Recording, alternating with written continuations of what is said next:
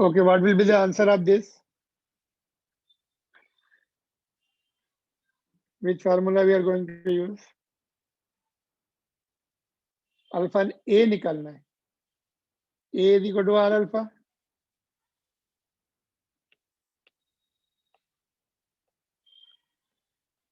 R dash alpha. तो R dash कितना ले यहाँ पर? ये एंड कितनी दूरी पे यहाँ से कितने रेडियस की टर्निंग में? R dash will be equal to L. यहाँ पे L by 2 नहीं लेना है because B A से B का distance. B is turning about A. Are you there? Yes, sir. Yes. Yes, तो sir. ये L लेना है यहाँ पर. पहले हमने L by 2 क्यों लिया था? बिकॉज फोर्स की बात कर रहे थे. यहाँ पर अभी इस एंड की बात कर रहे हैं, तो यहाँ पर radius of turning will be L. Alpha की वैल्यू पुट कर दो 3G by 2L. LL cancel हो गया. Alpha is equal to 3G by 2. तो ग्रेटर देन मतलब फ्री फॉल से ज्यादा एक्सेलेरेशन है. फ्री फॉल का एक्सेलेरेशन कितना होगा? G होता है. ये 1.5G से greater than free fall acceleration, greater than free fall acceleration, that is G. तो 1.5G, ठीक है. तो 1.5G से गिर रहे हैं, बट इनिशियली बाद में स्लो डाउन हो जाता है वो. इनिशियली इट इज, बाद में अल्फा कम हो जाएगा तो ये भी कम हो जाता है. Got it? तो A will be 3G by 2, that is 1.5G, that is more than free fall acceleration. ठीक है. तो ये कुछ क्वेश्चन हमने लिए हैं इसमें, और भी बहुत सारे क्वेश्चन रहते हैं. We can practice later on.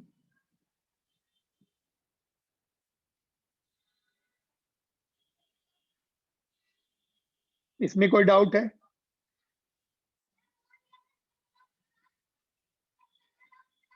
No, sir. यहाँ पे नॉर्मल रिएक्शन पूछ सकते कितना होगा? तो mg minus n is equal to mass into acceleration. अच्छा, मिड पॉइंट का एक्सेलरेशन कैसे निकालेंगे?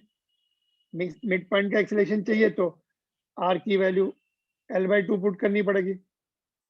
L 3G by 4 आ जाएगा.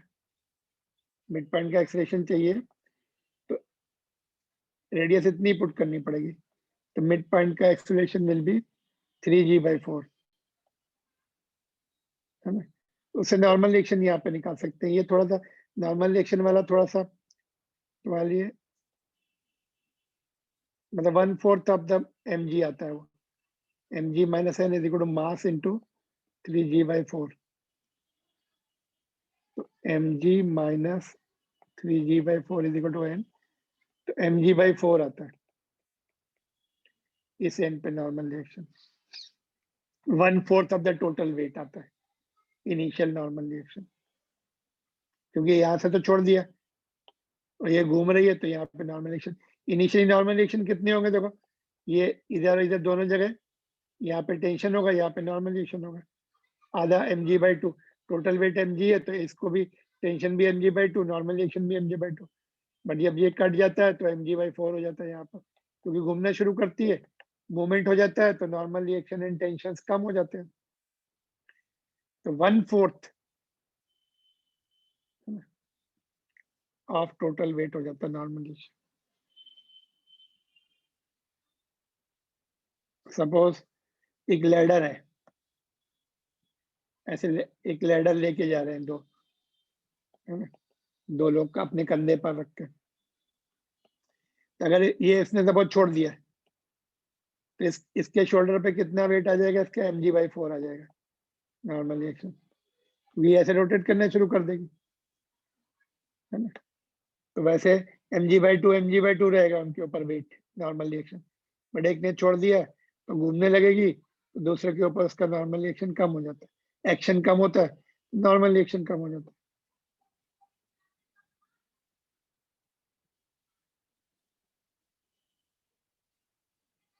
ऑलराइट, ठीक है. ये नेक्स्ट टॉपिक हम नेक्स्ट क्लास में कर सकते हैं. फिर हम लोग ग्रेविटेशन चैप्टर, ये एंगुलर मोमेंटम का टॉपिक है, ये भी हमें आगे कई चैप्टर में काम आता है। Angular momentum of the particle, ये बिल्कुल सिमिलर टॉपिक है टॉर्क जैसा। टॉर्क जैसे दोनों फार्मूले आते हैं इसके, और टॉर्क के साथ रिलेशन भी होता है इसका, ठीक है। तो that we can do it in the next class, and then will start new chapter gravitation, ठीक है।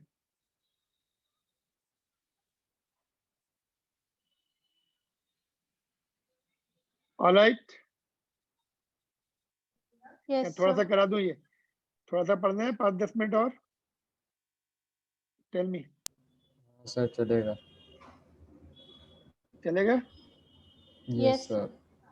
चलो, तो ये देखते हैं angular momentum of the particle है ना। एंगुलर मोमेंटम तुमने वर्ड सुना है, इलेक्ट्रॉन का एंगुलर मोमेंटम होता है रिवॉल्विंग अराउंड द न्यूक्लियस, है ना। तो यहाँ पर एंगुलर मोमेंटम, जैसे मोमेंटम पढ़ा था वैसे एंगुलर मोमेंटम, है ना, फोर्स एंड टॉर्क, ऐसे ही मोमेंटम एंड एंगुलर मोमेंटम, है ना। तो जहां पर किसी पॉइंट के रिस्पेक्ट में ऑब्जेक्ट मूव कर रहा है तो उसमें एंगुलर मोमेंटम डिफाइन किया जाता है। नॉर्मल मूव कर रहा है, सपोज कोई पार्टिकल जा रहा है तो उसके पास मोमेंटम होता है, लीनियर मोमेंटम जिसको बोलते हैं m/v। बट किसी पॉइंट के अबाउट अगर हमें डिफाइन करना पड़ता है तो उसको एंगुलर मोमेंटम, क्योंकि उस पॉइंट के अबाउट एंगल बनाएगा वो, जैसे जैसे आगे जाएगा तो एंगल बनेगा उसका, तो एंगुलर मोमेंटम होता है। तो सपोज ये कोई पार्टिकल है और ये एंगुलर मोमेंटम p से जा रहा है, नहीं लीनियर मोमेंटम p से जा रहा है। p कितना होता है, m/v होता है। ओरिजिन के रिस्पेक्ट में उसका एंगुलर मोमेंटम कितना होगा अगर पोजीशन वेक्टर r है। तो similar to the torque it is defined as r cross p। Angular momentum का सिंबल l और स्मॉल l, हम लोग कैपिटल L लेंगे, it is most commonly used. तो angular momentum of particle with respect to origin is its position vector from origin multiplied with its linear momentum, that is p, which is equal to mv, ठीक है। तो it is r cross p, angular momentum, somebody asks you क्या बोलेंगे, it is the cross product of position vector of the particle and its linear momentum, all right। r cross p magnitude में क्या होगा, sine theta आ जाएगा, mod जब लेते हैं तो साइन थीटा आ जाता है, एन कैप 1 हो जाता है। और इसको भी हम आर साइन थीटा को ये आर परपेंडिकुलर लिख सकते हैं। R sine theta is nothing but A R perpendicular. Perpendicular means it is perpendicular down on to the line of action of motion, उसकी जो वेलोसिटी है उसका। तो आर परपेंडिकुलर पी, या फिर इसका पी का कंपोनेंट ले लो, ये पी साइन थीटा हो जाएगा। तो आर पूरा लेना पड़ेगा, तो आर फुल और पी का perpendicular component. R perpendicular is the perpendicular distance of directional line of P, ये डायरेक्शनल लाइन ऑफ पी से perpendicular distance from origin. And P perpendicular is P sine theta is the component of P in the direction perpendicular to R, ये वाला R के perpendicular. तो similar to that है torque जैसा। और angular momentum 0 होगा if are 0 हो गया, या पी 0 हो गया, या थीटा 0 हो गया, या 180 डिग्री हो गया। एंगल पे डिपेंड करेगा और लाइन ऑफ मोशन पे। अगर पार्टिकल ऐसे ही जा रहा है, ओरिजिन से ही होता हुआ जा रहा है, आर परपेंडिकुलर तो बचेगा ही नहीं, 0 हो जाएगा, है ना। जब किसी पॉइंट से वेलोसिटी होती है उसकी, उसी पॉइंट से जो लाइन ऑफ मोशन है, पॉइंट अगर उसी लाइन पर है तो एंगुलर मोमेंटम नहीं होता, एंगल नहीं बनता उसका, ठीक है। तो ये हो गया बिल्कुल सिमिलर कॉन्सेप्ट, जैसा टॉर्क था वैसा ये, ठीक है। तो you have to remember this formula.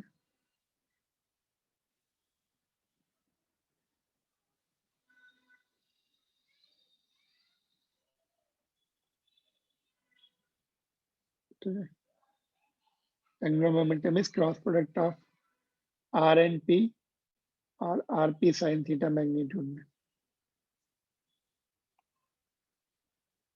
ठीक है।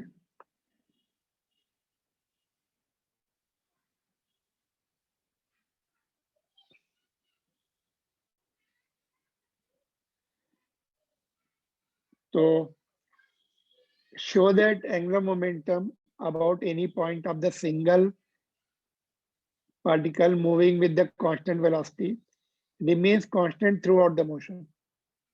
तो देखो इसको थोड़ा सा एनसीईआरटी बुक में थोड़ा कॉम्प्लिकेटेड ढंग से दिया है. Just let us take the simple example. Suppose ये पार्टिकल ऐसे जा रहा है कांस्टेंट वेलोसिटी v से, ये इसका आ रहा है, ये वेलोसिटी मास m है, तो p विल बी mv.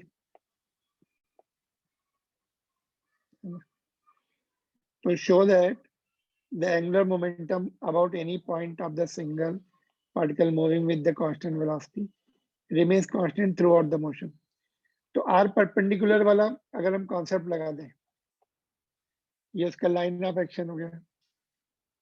यहां से हम r परपेंडिकुलर ले लें, ओ सपोज ये m ले लो यहाँ पर, है ना. तो angular momentum is r perpendicular into p, है ना. r परपेंडिकुलर तो कितना हो गया OM, और p क्या हो गया m इंटू v हो गया. तीनों कांस्टेंट है, देखो OM भी कांस्टेंट हो गया. ऐसे जा रहे हैं, परपेंडिकुलर डिस्टेंस चेंज नहीं हो रहा. OM मास भी कांस्टेंट है, वेलोसिटी भी कांस्टेंट है, तो कांस्टेंट. डायरेक्शन भी कांस्टेंट है, r क्रॉस है, r क्रॉस p से देंगे अंदर की तरफ डायरेक्शन आएगी. क्रॉस प्रोडक्ट की डायरेक्शन निकालना आती है, तो डायरेक्शन भी कांस्टेंट होती है. Direction also constant, direction also constant.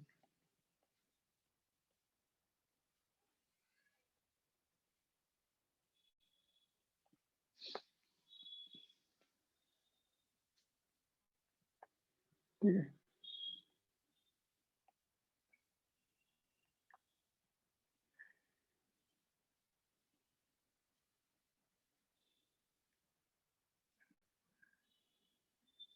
Clear?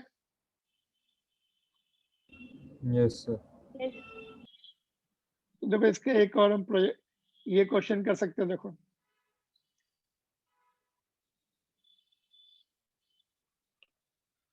find the angular momentum of particle about origin if its linear momentum is this much, SI unit, and position vector is this much. कैसे निकालेंगे? ये r दिया है और ये p दिया हुआ है, कैसे निकालेंगे?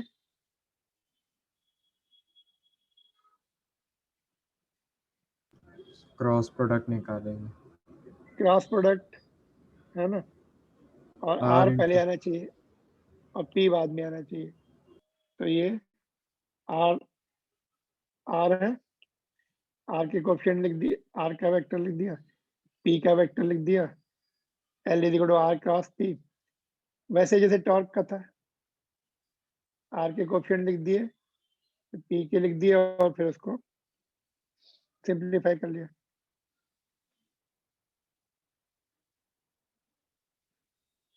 कभी गलती से सपोज तुमने p क्रॉस r कर दिया, बाद में तुम्हें ध्यान आया r पहले लिखना है, तो फिर वेक्टर के साइन चेंज कर दो. जो तुम्हारा वेक्टर आ गया था उसके साइन चेंज कर दो, पूरा सॉल्व नहीं करना पड़ता है फिर से. अगर हमने r क्रॉस p की जगह p क्रॉस r कर दिया तो वेक्टर के साइन चेंज हो जाते हैं, बाकी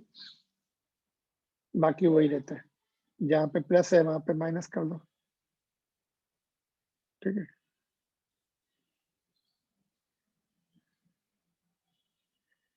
इसका आंसर क्या होगा? Find the angular momentum of electron moving around the nucleus with the constant speed v, mass is m, and radius is r.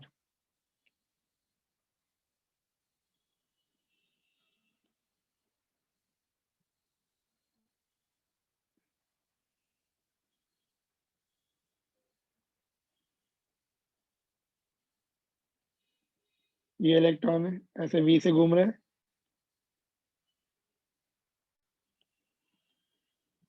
वो फार्मूला से लिखो, L is equal to r perpendicular into p. तो r perpendicular तो r ही है यहाँ पर, या फिर ऐसे लिखो r p sine theta. So R is radius और P is mv. तो mvr Yeah. है ना, बोर सेकंड postulate है ना mvr, इलेक्ट्रॉन्स का एंगुलर मोमेंटम क्वांटाइज रहता है न्यूक्लियर ऑर्बिट में, वही ऑर्बिट पॉसिबल होती है जिसमें angular momentum is nh/2 pi, h/2 पाई का Multiple. इंटीग्रल मल्टीपल बोलते हैं, इंटीजर मल्टीपल 1 2 3 4। तो वहां पे हम एंगुलर मोमेंटम मॉडल बताइए ना, साइन 91 हो जाता है इसमें, नहीं तो साइन इलिप्टिकल पाथ होगा तो साइन की वैल्यू 90 नहीं होगा, फिर उसमें डिपेंड करेगा क्या सिचुएशन है, कुछ केसेस में 90 भी आता है इलिप्टिकल पाथ। तो ये क्वेश्चन नोट कर लो, इसको ट्राई करो करने की, और will continue from here to next class परसों and will start the new chapter. तो ये नोट कर लो, find angular momentum of projectile with respect to the point of projection when projectile is at the highest point if initial speed is u and angular projection is theta with horizontal। तो ये वही are perpendicular वाला लिया तो easy हो जाएगा, नहीं तो फिर मुश्किल में फंस जाएंगे। आर परपेंडिकुलर वाले आर परपेंडिकुलर इनटू पी से कर लेंगे तो इजी हो जाएगा, पूरे फार्मूले से करेंगे तो कॉम्प्लिकेटेड हो जाएगा।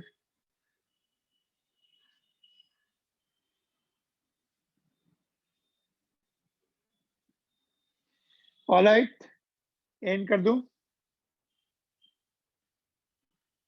हाँ sir.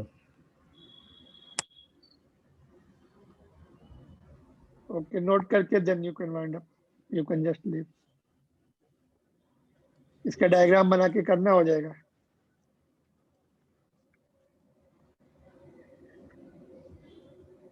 Okay, then I'm ending it.